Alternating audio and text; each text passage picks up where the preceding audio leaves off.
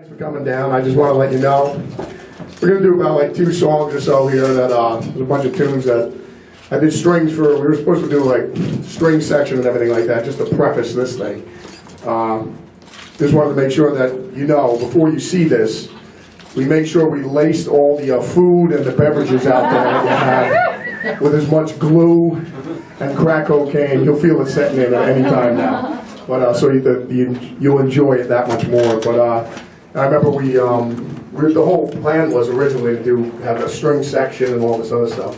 I ended up doing strings for about a month before we ended up doing this thing, doing the cello bits, the violas and the violins and everything like that. So anyways, we got the sheet music, the whole 9 yards. We get this string quartet that comes down, and I guess they were just used to doing like weddings and shit like that. So we get these guys to come in, and they're all straight-laced and everything like that. I go, this is going to be some fucking Animal House fucking Black Label comedy here. We get them all set up, and we start playing, and the minute we start improv, they're taking it 1 inch outside of what was on that fucking sheet music. It was the disastrous fucking proportions were about Titanic and Hindenburg-esque when we started jamming. So I go, and the best is because they're all union guys, so it was just like, we only had them for 2 hours, so we just had to blast through this thing. It was the most fucking hideous thing you've ever heard, but the whole thing is, the guy goes, well, we can stay for an extra hour if you'd like. We go, an extra hour? He goes, yeah. And I go, whatever that's going to cost us, another 10 grand to have these guys down for an extra hour. I go, listen, if you were here for another 2 fucking months, this thing would still sound like fucking shit. I just looked over at Derek, Father Clancy, Sharinian over there. You know, the Mellotron, the fucking keyboards and the ham and everything he had over there. I go, Derek, whatever we got to get some dancing bears and whatever the fuck else we got to get put over there. You're going to be doing the string part. So, yeah, that was the end of the string section. So that's how it just ended up with all of us in the band and stuff like that. But yeah, so anyways, just check out this stuff, and then I guess when we knock out this Q&A afterwards, we'll definitely let the comedy still ensue. But yeah, these tunes were about to jam you. I guess these were some of the tracks that obviously I did strings for, but we didn't end up doing it actually on the performance. So we said, well, fuck it. Instead of letting the strings just sit around and waste, I said, why don't we just put it out on the, put a CD together with the extra 6 tracks. And somebody just asked me today, why the DVD and the CD? And I said, well, it's easy. I said, the DVD is for my Cialis habit, and the DVD, that would happen to be my Viagra habit. So hopefully, everyone will buy both, and then I'll know it's a success by looking at the immortal beloved wife's face. All right, so here we go. Rob, enjoy.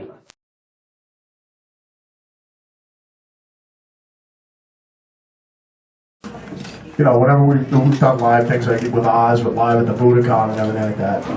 And Tom Panunzio, I remember when Tom, he was there, producing it and stuff.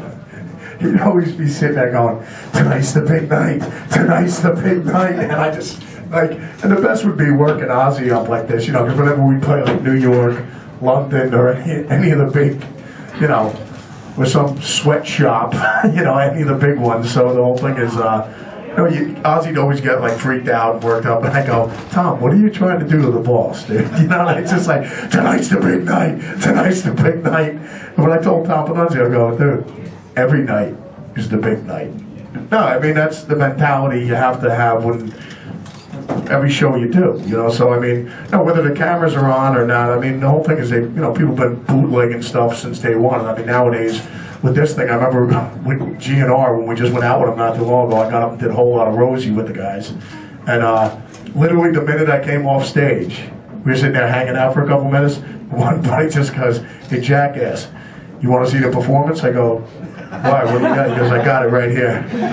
And Guns is playing another song right now. Like literally about maybe 6 minutes after I got done playing, it was already on YouTube. So it was actually pretty funny. But I mean, no, when they making the DVD or just, I always tell kids when they're always going, oh, tomorrow's my first gig or whatever, I just ask them, I go, well, how are rehearsals going? They go, man, the band sounds so good in rehearsal, we're really happy. And so I go, good, just do that tomorrow. Like, really, I mean, that's really what you got to do. It's just like, I mean, the famous saying with Ted Williams when he was going to go, he was trying to hit 400, the ump came up, because obviously instead of staying out of the game, he stayed in. He's a real man, and he stayed in there. And Ted Williams could have not made 400 because he was above it, but he decided to stay in the game.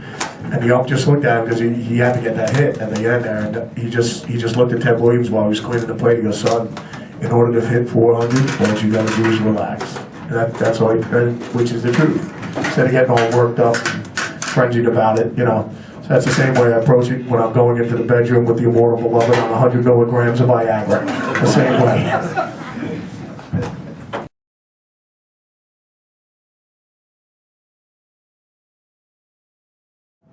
Because I figured it's a hit song and it'll be able to put the wet bar in the pool that Barb wants to have for this summer, if it's a hit. Obviously, with all, after listening to, it's kind of funny, with the tunes that you listen to, because I remember going out to the Sepultura bus when it was Sepultura. How are you going to get from Sepultura to Bill Withers? But it's funny because this would be all music that we always listen to. But I remember with Sepultura, Alice in Chains and Ozzy, I remember going out to the Sepultura bus to say hi to the guys after their show. There'd be a massive party going on in the submarine in their bus, and the stuff that they were actually listening to made their own music look like the Partridge Family, as if you can get any heavier than Sepultura.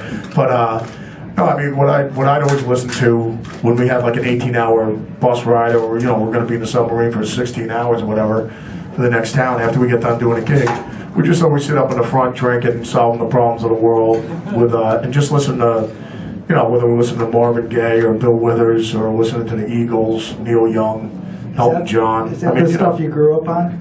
Yeah, without a doubt. But it's just great music, So. But the Bill Withers thing, we'd always listen, just listen to it. So when we were going to do it for the show, for the Unblackened thing, that was in there, and also the Leon Russell song. I actually heard that first when I heard Ray Charles do it. So, it's just music that we always listen to. It's just timeless music. I never really thought much about that, but you do have, like, when you're doing the piano thing, like a Ray Charles inflection, you got some stuff from Brother Ray. No, well, obviously, I always say it's a trickle-down effect, because it's obviously either me trying to nick Greg Allman, but, and then Greg got it from Ray, and then Ray, So as you can see down the trickle-down effect, I'm the weakest link of the whole batch, but anyways, that's where it all comes from. Anybody else? Oh, good God. Legend in his own. Please make it stop.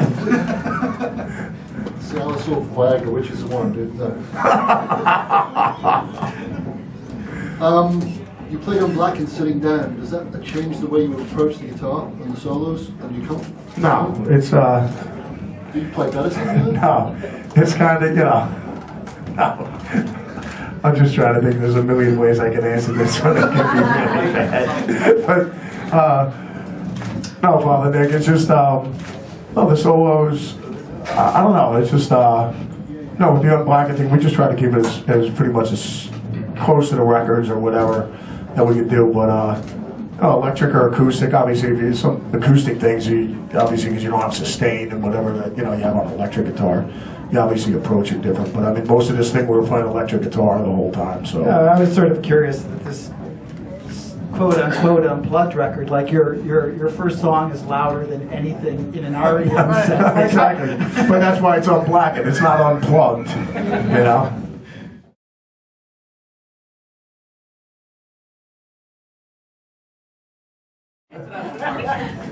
Actually, the sexy question is just I work with my yoga and Pilates instructor for several hours in the morning, and the cologne I've been wearing is Calvin Clown, and it's called Raw Prison Ass, and I enjoy it thoroughly. But I guess the Gigantour thing is going great. Because the whole thing is with Father Mustaine. I've known Dave for years, just seeing him on festivals and stuff like that, but we've never done like a tour together or anything like that. So, but it was when Dave called me up and it was like, Zakk, I just want to have you come out on a Gigantour, and they said that'll be great.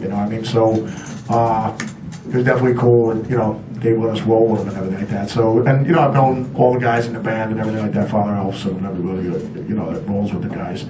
And then obviously the rest of the guys on the bill between Father Draymond, you know, him going out on the Ozfest doing the Disturbed thing, and Father, you know, Newstead he actually played with me in Ozzy, so I mean that was always a good time. And then you got Vincenzo with the Hell Yeah Boys, so I mean there's comedy floating around all over there. So no, it's been nothing but an awesome time.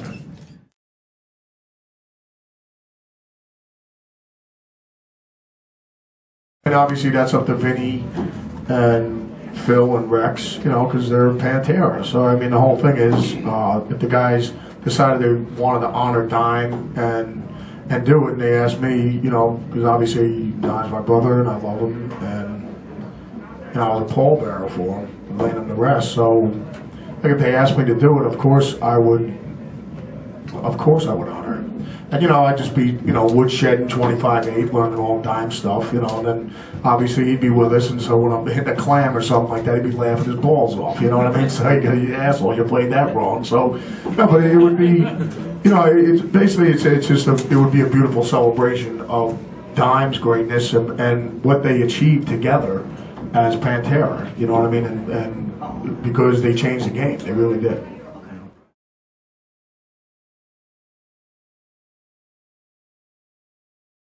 Awesome, man. I mean, it's just, and it's great that Rick, you know, did the record with him. It couldn't be in better hands because Rick is a huge Sabbath freako.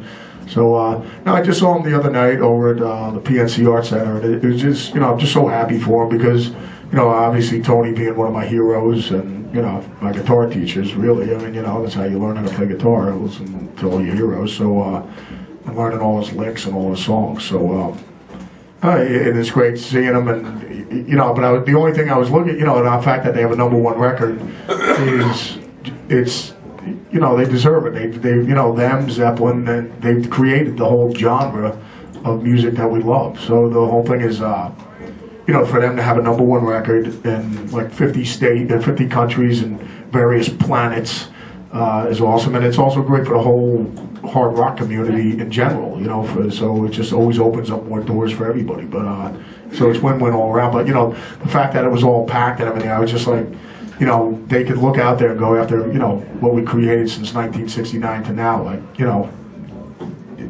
you know, this is what we created. You know, it's awesome, man. I'm just really happy for it.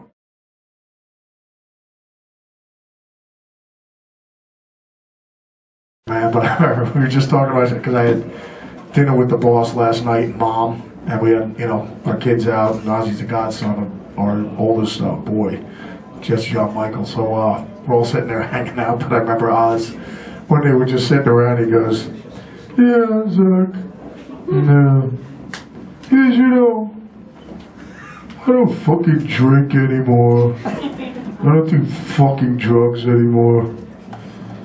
It's fucking boring. He goes, I don't even drink coffee anymore. I don't drink tea. I don't even smoke. I never thought I'd stop that. Yeah.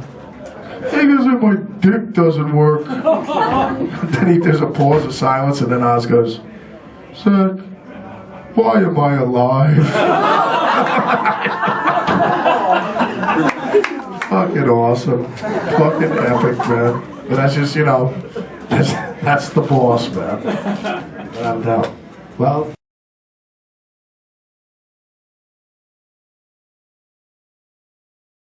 what's next? I guess, let me see.